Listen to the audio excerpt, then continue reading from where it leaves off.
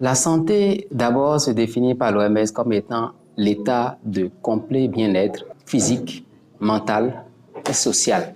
Alors, ainsi défini, la santé sexuelle est donc tout cet état de complet bien-être en rapport avec la problématique sexuelle.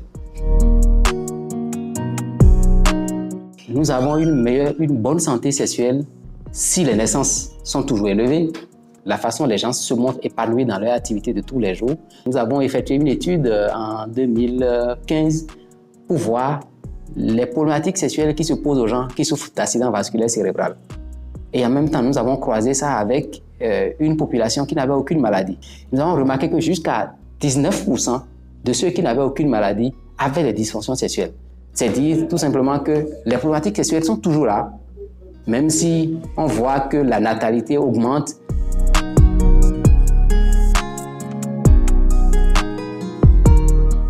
Le consentement, c'est l'acceptation affirmée des deux partenaires. Chacun est d'accord pour pouvoir aller dans l'acte sexuel. Et il faut que ça soit consentant parce que quand ça n'a pas été consentant, vous pouvez vous retrouver devant un tribunal. La question du consentement, dans notre société, dans notre culture, c'est une vraie question, c'est une vraie problématique. Notre société a appris à la femme ou à la jeune femme à dire non d'abord, à ne pas dire oui. La culture lui a appris que la femme doit dire non d'abord, sinon elle est dévalorisée. En fait, elle est facilement rejetable par l'homme. Et donc, du coup, elle doit continuer à dire non d'abord, et puis après, elle va dire oui en chemin. Cette stratégie, qui est également connue de l'homme, fait que le consentement est biaisé.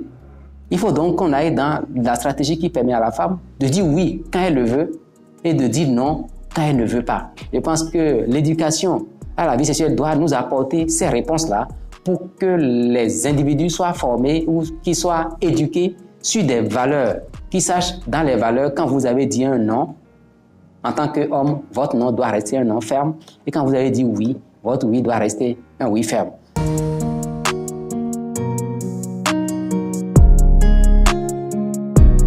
C'est tout ce qu'il faut faire pour éviter d'avoir des dysfonctions sexuelles. Et ce tour-là, ça passe par l'hygiène de vie, ça passe par le mode de vie, et ensuite, ça passe par la prise en charge de toutes les problématiques sexuelles qui se posent à nous. Ça passe aussi par la décision, la bonne décision d'utiliser au besoin des méthodes de contraception, et ces méthodes, soit pour protéger contre les maladies sexuellement transmissibles, ou pour protéger contre une grossesse non désirée. Ça passe également par la prise en charge des maladies de type sexuel. Par exemple, j'ai une dysfonction érectile, il faut aller à l'hôpital et se faire prendre en charge. J'ai une éjaculation précoce, il faut voir un médecin va vous aider à prendre en charge. Et ça passe également par ne pas se mettre dans la stratégie actuelle des jeunes qui consiste à aller acheter des médicaments à la pharmacie. Il faut qu'on arrête ça parce que les conséquences seront obligatoirement là.